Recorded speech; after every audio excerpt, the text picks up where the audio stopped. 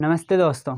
आज हम आगे का जो मेवाड़ का इतिहास है उसके बारे में पढ़ेंगे कि किस प्रकार से मेवाड़ के जो राजवंश है वो अपना शासन करते हैं। कल हमने देखा था कि राणा लाखा और हंसाबाई का विवाह हो जाता है, जिसमें शर्त क्या रखी जाती है कि जो राणा लाखा है और हंसाबाई है उससे जो उत्पन्न पुत्र होगा वही क्या बनेगा, मेवाड़ का शासक बनेगा। तो उन दोनों से एक पुत्र का जन्म होता है और वही क्या करता है, मेवाड़ का शासन संभालता है। तो राणा मोखल, उसका उत्तराधिकारी कौन होता है? राणा मोखल, क्योंकि उन्होंने क्या रख दी, शर्त रख दी थी कि हंसाबाई का अगर विवाह होगा तो क्या होगा, राणा मोखल को क्या बनाया जाएगा, राजा बनाया जाएगा।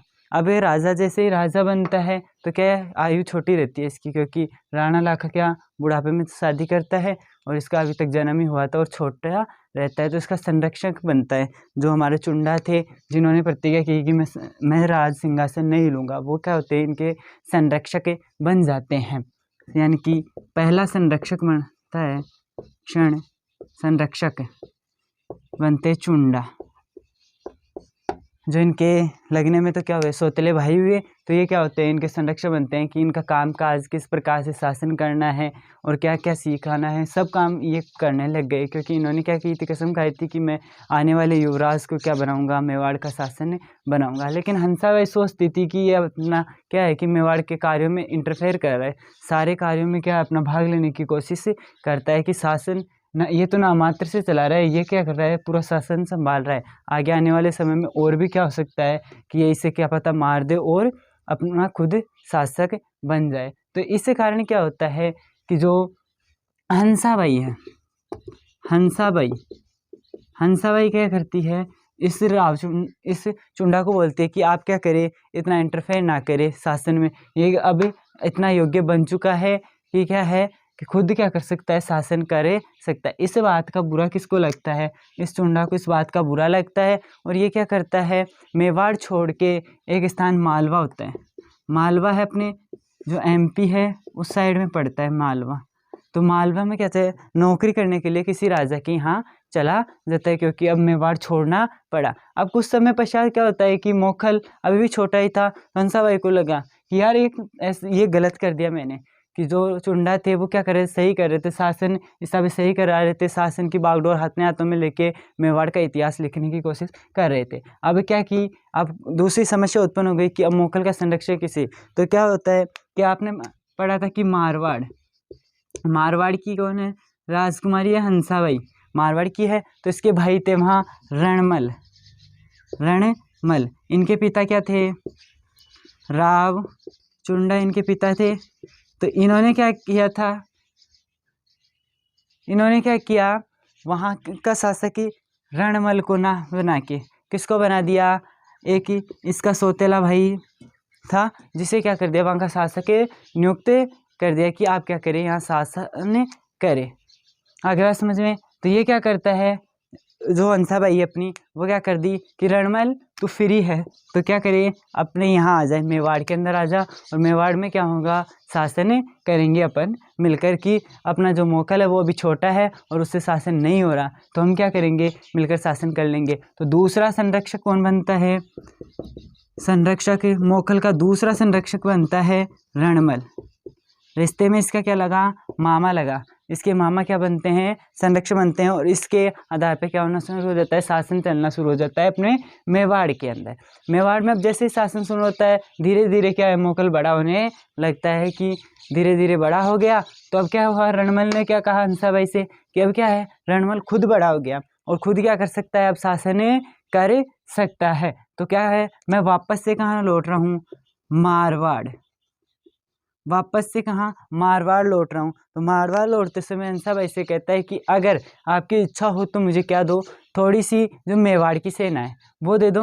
हंसाबाई से मांग लेता है कि आप मुझे थोड़ी सी मेवाड़ की सेना दे दो, जिससे मैं क्या करूँगा, मारवाड़ पे आक्रमण करके अपना साम्राज्य छीन लूँगा। तो हंसाबाई ने कहा, इसकी सहायता करते हुए इसे थोड़ी सी क्या दे दी, मेवाड़ की सेना दे दी, जिससे क्या है कि मारवाड़ जाता है और मारवाड़ जाके क्या कर लेता है, अधिकार कर लेता है। इस समय मारवाड़ का शासक सत्ता होता है, सत्ता क्या था, यहाँ शासन कर रहा था।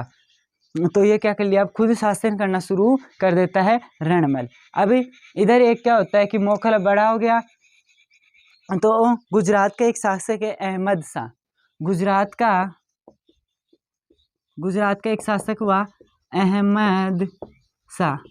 तो पहले क्या है कि जब शासन कौन कर रहा था, राणा लाखा उस समय या मोखल के समय क्या हुआ, इससे थोड़ी नोकझोंक चल रही थी अहमद शाह से। तो इन्होंने मौका देखा कि हम क्या करेंगे कि जो मोखल है वो क्या है अभी इस समय अकेला पड़ गया है, तो कुछ समय बाद में क्या हो जाएगा, इसके साथ युद्ध करेंगे और जीत लेंगे किसको, मेवाड़ को। तो ये सूचना जब मोखल को मिलती है तो हमारा एक जगह पड़ती है झीलवाड़ा। झीलवाड़ा एक स्थान है, वहाँ पे क्या है दोनों सेनाएं लेकर आमने सामने बैठ जाते हैं आके कि हम क्या करेंगे, युद्ध करेंगे। पहले क्या था, सीधा युद्ध तो होता नहीं, सेनाएं आमने सामने बैठी रहती थी, महीने महीने निकल जाते, साल भर निकल जाते थे, पर युद्ध नहीं होता था। तो क्या हुआ, इस झीलवाड़ा स्थान पे क्या है दोनों सेनाएं आमने सामने आ गई थी, अहमद शाह की और हमारे मोखल की सेना आ गई। अब क्या होता है कि मोखल आ गया, इधर युद्ध हो रहा है, युद्ध नहीं शुरू हुआ, लेकिन इसके जो क्या है, इसी के सेना नायक सेनापति, दो सेनापति थे इसके,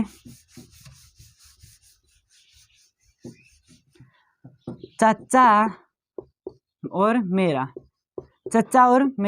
जो क्या है राणा लाखा शेम सिंह की अवैध संतान थी। शेम सिंह किसके पिता थे, राणा लाखा के पिता। राणा लाखा के पिता की क्या थी, अवैध संतान थी, यानी कि राणा लाखा की क्या हो गए, भाई हो गए, तो मोकल के क्या हुए, चाचा लगे। चाचा और मेरा ये नाम है, ना कि मेरा चाचा, ये नाम है चाचा और मेरा। और एक था महापमार। इन तीनों ने मिलकर क्या कर दिया, मोखल की क्या कर देते, हत्या करते हैं मोखल की।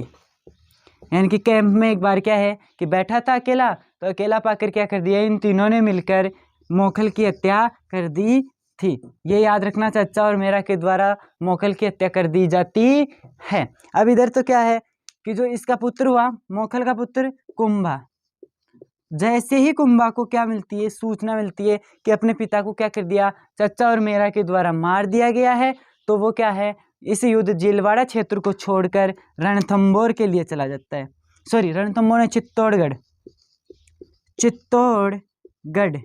चित्तौड़गढ़ क्या चला जाता है। इसके बाद में बात करें निर्माण कार्यों की, कि मोखल ने कौन कौन से निर्माण कार्य करवाए, ये तो इसके जीवन परिचय था कि इसका जीवन समाप्त कैसे हुआ। निर्माण कार्य की बात करें तो एकलिंग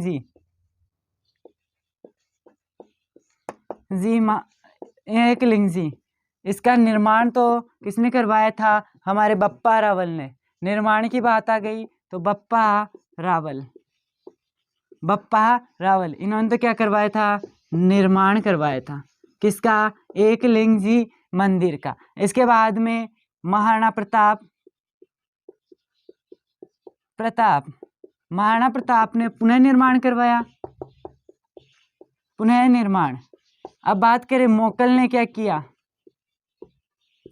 मोकल ने क्या करवाया, इसके ये एकलिंग जी का मंदिर मान लो, ये एकलिंग जी का क्या है, मंदिर है, तो इसके चारों ओर क्या करवाया, परकोटा बनवाया, यानी कि चार दीवारी, जिसे हिस्ट्री में जो इतिहास है उसमें क्या बोला जाता है, परकोटा। यानी कि एकलिंग जी के परकोटे का निर्माण करवाया। एकलिंग जी के परकोटे का निर्माण किसने करवाया, राणा मोखल ने करवाया। इसके अलावा एक और बात करें, समदेश्वर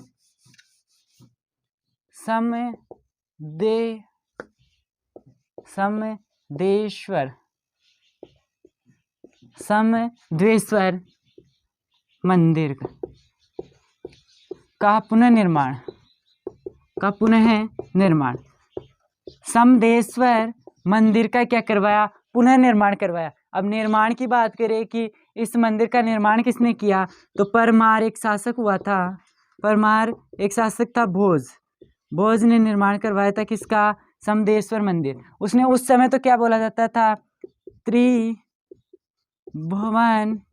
नारायण मंदिर, त्रिभुवन नारायण मंदिर, इसी का धीरे धीरे नाम क्या पड़ गया, समदेश्वर मंदिर पड़े जाता है। इसके अलावा एक और निर्माण कार्य करवाया द्वारिकाधीश,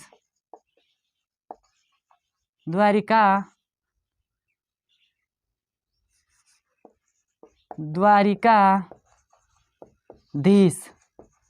यानी कि चित्तौड़गढ़ में द्वारिकाधीश जी का मंदिर बनवाया। द्वारिकाधीश जी अलग भी है, लेकिन चित्तौड़गढ़ में द्वारिकाधीश जी का मंदिर क्या करवाया, बनवाया। किसने, राणा मोखल ने बनवाया था। इसका बाद में इसका इतना ही इतिहास रहा है। और इसके बाद में हमारा एक महान शासक है, किसके बारे में पढ़ेंगे, राणा कुंभा, जो इनके पिता है या महाराणा कुंभा, जिनका इतिहास इस काल में बहुत अच्छा है। हमारे जो राजस्थान है उसका एक अजय शासक रहा था, यानी कि इससे सब कुछ शासक डरते थे और इन्होंने निर्माण कार्य भी बहुत करवाए, इसलिए राजस्थान की स्थापत्य कला का जनक भी कहा जाता है। इस प्रकार मोखल की क्या हो जाती है, इतिहास समाप्त होता है और महाराणा कुंभा का इतिहास शुरू होता